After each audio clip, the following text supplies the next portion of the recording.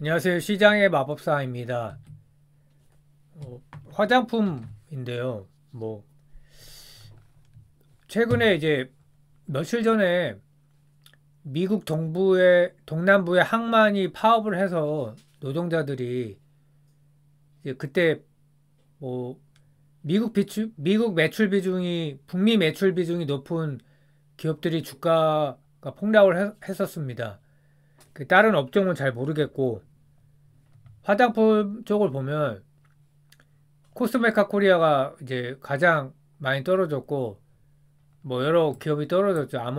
퍼시픽, 실리콘투 그 화장품 섹터에서 엄청나게 많이 오른 기업들이죠. 이렇게 세 개. APR도 그렇고요. 근데 이제 그때가 아마 목요일이었던 것 같은데 ODM주는 의외로 괜찮았어요. 또 이제 이게 중국 매출 비중이 어느 정도 되기 때문에 그랬던 것 같고 LG생건도 그렇고 근데 코스메카는 이제 반기 기준으로 북미 비중이 35%나 되니까 이제 말이 되는 거죠.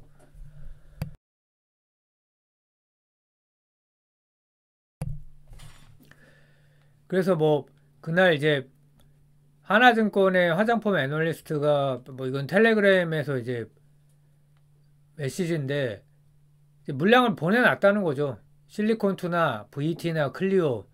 그래서 영향이 없다. 이제 근데 이제 파업을 길게 했다 그러면 주가에는 영향이 있었겠죠. 무조건. 그래서 근데 파업이 또 종료됐다고 하루 만에 나갔고 근데 완전히 이게 이슈가 끝난 건지는 잘 모르겠어요. 근데 62%나 인상을 하면서 이것도 좀 파격적이죠. 62%는 인상을 하나. 이미 이분들 연봉이 꽤 되는 걸로 알고 있는데 그래서 근데 중요한 거는 파업이 종료했는데 강한 반등세가 없었다는 거예요. 그 한국 화장품 제조나 VT는 그나마 괜찮은데 반등이 꽤 있었어야 되죠. 한 3% 정도는 있어야 되는데 아모레포시픽과 코스맥스는 오히려 떨어졌고 물론 이제 북미 쪽하고 별 관계가 없기는 하지만 그렇다고 떨어질 이유는 없죠.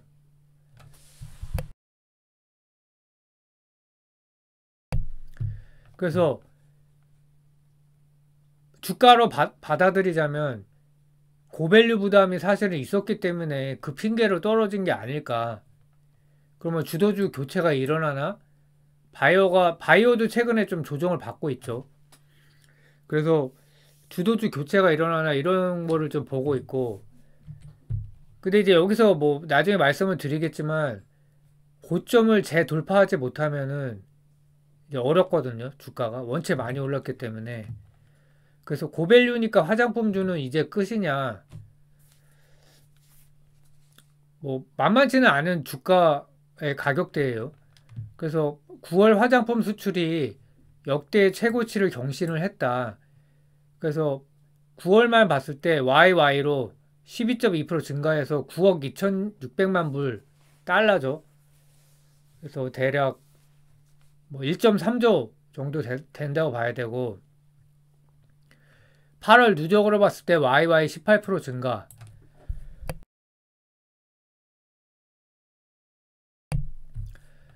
그래서 한국 화장품 수출액 및 증감률을 보면은 최근에 보면 올해 이제 이게 팡 튄 게 이게 이제 증가율인데 1월 달이 76%나 증가하면서 난리가 났었죠. 그래서 2월부터 꾸준히 증가하다가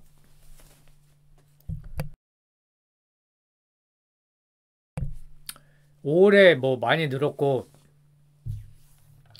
6월 달도 늘었고 근데 6월이 이제 좀 MOM으로 보면은 많이 줄었죠. 그래서 이제 주가를 그때 조정을 받았던 것 같고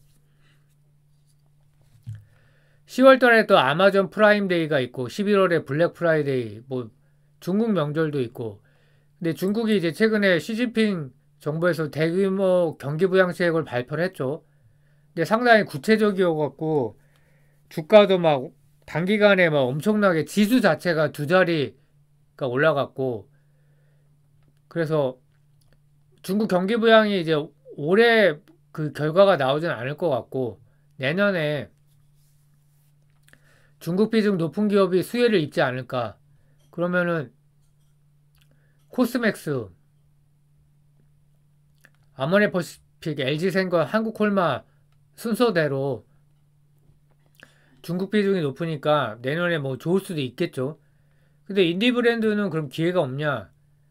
우리가 이제 그 화장품이 많이 퍼지는 루트가 뭐 여러 가지 있겠지만 틱톡으로도 많이 퍼지는 것 같더라고요. 그뭐 그 중국 기업이고 틱톡이란 그 앱이 뭐 중국 기업이니까 뭐 중국인이 뭐 열심히 이용을 하진 않겠지만 기본적으로 이용을 많이 하겠죠. 그 인디 브랜드도 당연히 기회가 있을 거다.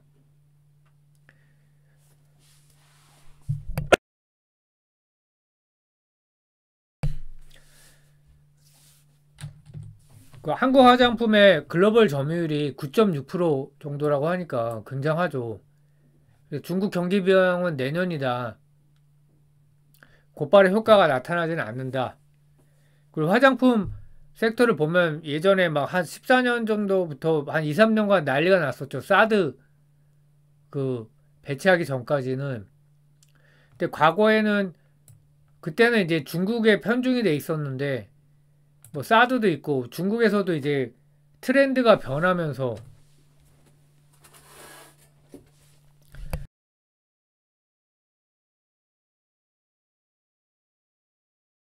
그리고 중국 사람들도 이제 뭐 로레알이나 막 이렇게 진짜 명품을 선호하면서 한동안 어려움을 겪었죠. 근데 이제 한국 K뷰티가 그동안 업그레이드가 많이 된 거예요. 그게 이제 1등 공신이 올리브 영이라고 하죠. 거기서 이제 많은 인디 브랜드가 탄생을 했고 올리브 영이라는 플랫폼이 이제 뭐 큰 공을 세웠고 근데 중국 경기 호전 시에 큰 기회가 될 수 있다. 왜냐하면 실력이 최고인 거죠. K뷰티가 가성비로 그래서 뭐 글로벌 시장 침투율의 특징은 이제 뭐 그거죠. 미국이 굉장히 많이 늘었다는 거죠. 증가율이 뭐 일본도 그렇고 이거는 이제 수입의 기준인데 한국 화장품 수출 국가별 비중을 보면 중국이 이렇게 감소고 경기가 안 좋고 뭐 트렌드도 있고 뭐 그런 것도 있고 근데 미국이 이렇게 많이 늘었다는 거죠.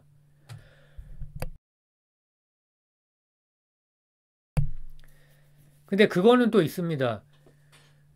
이 정말 주가도 올해 엄청 많이 오르고 뭐 작년부터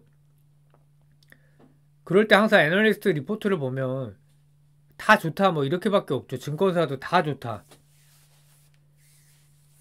근데 그런 다음에 그 다음에 결과가 어떻게 나왔냐 이거죠. 주가 상승률이 높지가 않았고 이제 뭐 엔터주를 보면 작년에 막 JYP부터 하이브부터 뭐 SM 난리가 났었어요. 그게 재작년도 아니고 작년이거든요. 근데 올해 어떻게 됐습니까? 반토막 이상 났거든요. 그래서 뭐 화장품이 그렇게 될지 안 될지는 모르지만 좀 주의가 필요한 구간인 것 같기는 하고요.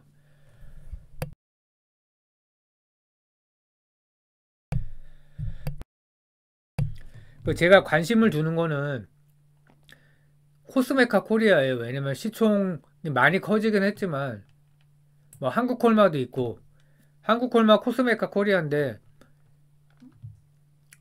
이제 한국콜마는 그 자회사가 있어갖고 주로 이걸 보고 있는데 최근에 좀 꺾였단 말이죠. 그 여기도 이제 자회사 중복 상장이 돼 있어요. 잉글우드 랩이라고 인수했던 기업을 이제 다시 IPO를 한 거예요, 이미. 지분율이 39%인데 OEM, ODM 기업이고 국내 최초 3중 기능성 비비크림을 개발했고 연구개발 인력이 전체의 40% 수준이다. 2018년에 잉글우드 랩을 인수하면서 이제 미국 진출을 하는 거죠. 그리고 99년에 법인을 설립을 했고 16년에 코스닥을 상장했고 18년에 잉글우드 랩을 인수했고 뭐 자회사가 이래 한국, 중국, 미국 이렇게 있죠. 그리고 뭐 수학 분석은 뭐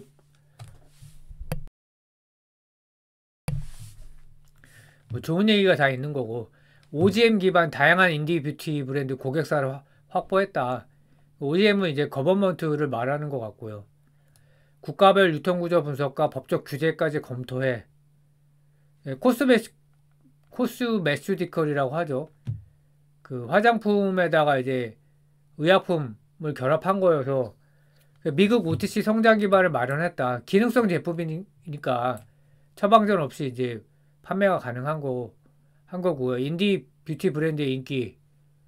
근데 이제 ODM, OEM 단가 경쟁 노출, 중국 법인 가동률 관리 이게 이제 약점이고 글로벌 소비 심리 위축, 인플레이션에 따른 원재료 가격 인상 부담. 근데 뭐 화장품은 원재료 가격에 부담이 안 되는 거로 제가 알고 있는데 그리고 이제 좀 대표적으로 꼽는 이제 강점이 가동률이 40%밖에 안 된다는 거예요. 그러니까 뭐 한국콜마도 증설 발표했지만 증설하면 이제 캐파 늘어나니까 좋지만 또 돈이 들어가는 거잖아요. 근데 이제 가동률 여유가 있다는 거를 이제 장점으로 많이 꼽고 있고 주요 주주는 이제 박은희하고 조임래 씨 이분이 이제 서로 부부 관계 같아요. 그래서 최대 주주의 주요 공력은 이제 정말 옛날부터 화장품 업계에 있었던 분 같아요. 피어리스면 정말 70년대 피어리스 경영지원팀 그러니까 산증인이고 경희사이버대학교 1번학과 학사 그러니까 고졸이었던 것 같아요. 근데 예전에는 뭐 고졸이어도 똑똑한 분들이 많기 때문에 남편은 이제 회사에서 만나신 분들 같아요. 그래서 성균관대 화학과 학사 조임래 대표이사 53년생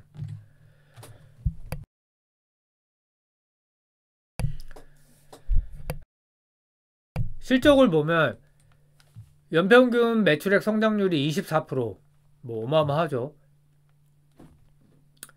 16년까지 이제 성장을 하다가 17년에 주춤을 했죠. 이때가 이제 아마 사드 배치 때문에 그랬던 것 같고 18년, 19년까지 계속 안 좋다가 좀 특징은 영업이익률이 또 높지가 않았었어요. 이때 높은 게 8%였으니까 그러다가 코로나 때 늘었단 말이죠. 이게 이제 뭔가 힌트를 줬다고 봐야죠. 그래서 매출이 계속 늘었죠. 21년도에 늘면서 영업이익이 2배가 됐다. 근데 22년도에는 또 안 좋았다가 23년도에 이때가 이제 매출은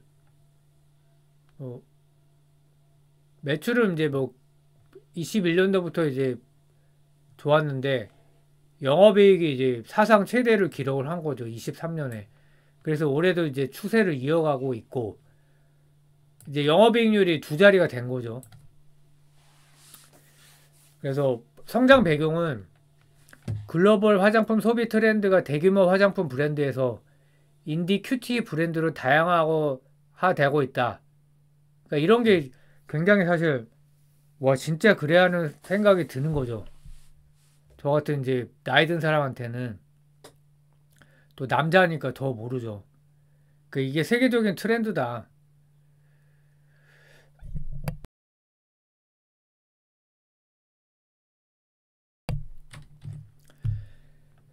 그래서 2분기 실적은 컨센을 상회를 했고 뭐 반기를 봤을 때 매출이 16%, 영업이익이 56%나 늘었으니까 영업이익률도 3% 늘고 어마어마하죠.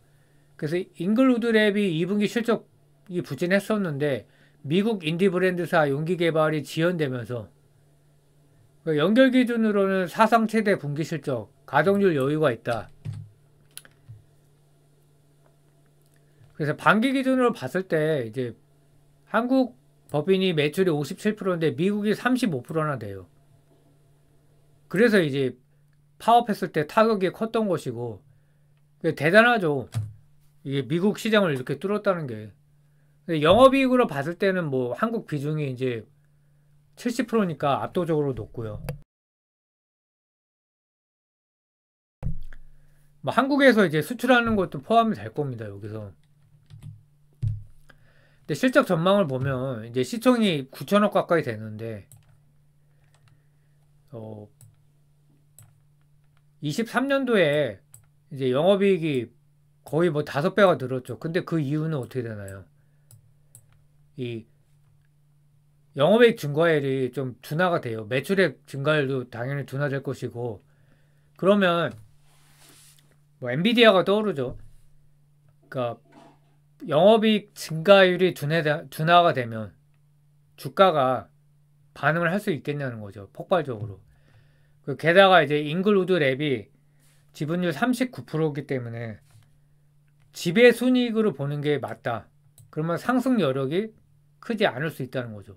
영업이익과 순이익의 괴리도 크고 영업이익과 지배순이익 괴리는 더 크다. 지배순이익으로 봐야 되는데 그럼 내년에 490억인데 지금 9천억이면 싸다고 할 수는 없죠. 그러니까 내년에 만약에 중국 때문에 뭐 중국에서 이제 실적이 터진다. 그러면 이제 높은 고밸류가 합당화 될 수 있지만 만만치 않은 가격대다 현재. 그러니까 주가가 52주 신고가를 찍고 크게 밀렸거든요. 그래서 뭐 주가 상승률을 보면 코스메카 코리아가 올해 이제 1년부터 금요일까지 봤을 때 126%, 코스맥스가 12%를 많이 부진하고 한국콜마는 32%. 그래서 실적 비교를 해보면요. 코스메카가 이제 반기 기준으로 봤을 때 매출이 이제 뭐 제일 부진하죠. 부진한 게 아니라 이제 그 사이즈가 아무래도 차이가 나고요. 그리고 한국콜마 같은 경우는 1조 2천억이지만 여기 HK 이노엔이 한 43% 정도 갖고 있는데 연결 자회사가 포함된 거예요. 그러니까 지주회사죠, 이것도. 그래서 이제 순수 화장품 매출만 이렇게 보면 안 되고 또 연우까지 인수를 했죠. 그 100% 자회사로 이제 흡수 합병을 한 거고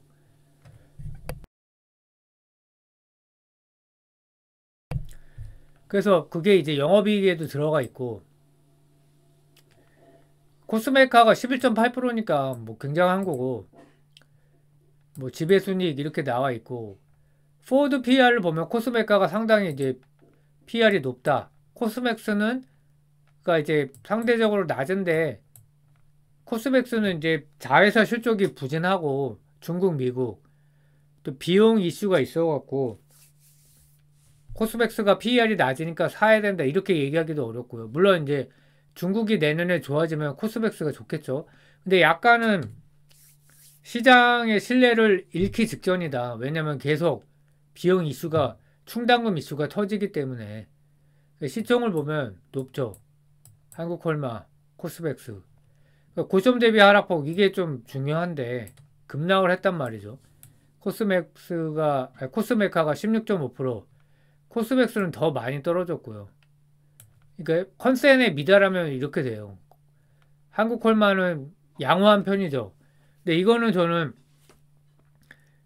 지금 그 바이오가 이제 좋은 분위기인데 HK 이노엔이 굉장히 이제 주가가 많이 올랐거든요. 근데 그 덕을 보는 거 아닌가 한국콜마가.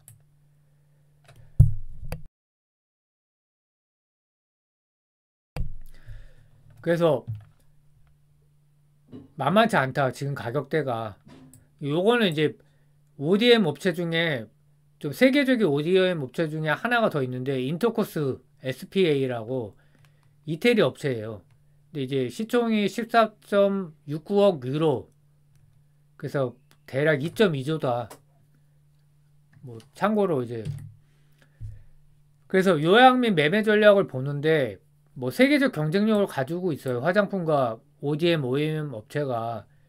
근데 긍정 리포트 일색이란 말이죠. 25년에도 주가가 유지될 수 있을까? 이제 저는 그 의구심이 드는 구간이에요. 23년 엔터주가 폭등을 했고 막 유퀴즈도 나오고 난리가 났었죠. 근데 저도 뭐 JYP 제가 집 팔고 살 기회라고 썼는데 완전히 이제 틀려갖고 좀 뭐 죄송하기도 하고 참 그게 제 실력인 것 같아요. 그래서 긍정 리포트 일색이었는데 폭락을 했죠. 그 화장품이라고 해서 유지될 수 있을까? 경쟁력은 있는데 주가는 항상 앞서 나가잖아요. 그래서 좀 생각을 해봐야 된다. 일단 코스맥스가 이제 컨센 하회 실적이었고 한국콜마는 실적도 좋고 최근에 이제 3분기 뭐 실적 관련해서 NDR을 했는데 전망이 좋았어요. 근데 이제 연결 자회사인 HK 이노엔 때문에 주가가 올랐다고 할 수 있거든요. 상당 부분 기여가 있었다고 저는 보고 있어요. 그래서 하나의 신호탄이 될 수 있는 것인가. 뭐냐면 코스메카 코리아가 역사적 신고가 경신 후에 급락을 했단 말이죠. 근데 주가가 이제 보면 일봉을 보면 나와 있지만 굉장히 완만하게 그냥 억지로 따라가는 올라가는 느낌이 있었거든요. 그러다 이제 제대로 한번 꺾인 거죠. 16.5%. 그래서 신고가를 재돌파하는 게 중요하다. 성장주나 시장 주도주일 경우에 이제 윌리엄 오닐이 이제 책에 보면 이런 내용이 있죠. 신고가를 돌파할 때 사라고 하는 거예요. 지금 사지 말고 신고가 재돌파할 때 사라고 이제 그 사람의 매매 원칙에는 그렇게 있거든요. 그래서 그러면 만약에 이제 저는 약간 물렸는데 뭐 지금 들어가거나 물렸을 경우에 어떻게 해야 되냐. 단가 낮추기 비중 조절을 해야 된다는 거예요. 떨어질 때마다 조금 사서 그 자기 이제 매수가까지 오면 BEP까지 오면 비중 조절을 한다는 거죠. 물론 이제 무너지지 않는다고 자기가 결론을 내렸다면 그렇게 하는 거고 무너질 것 같다 그러면 지금 이제 뭐 분할 매수 뭐 비중 조절할 필요도 없는 거죠.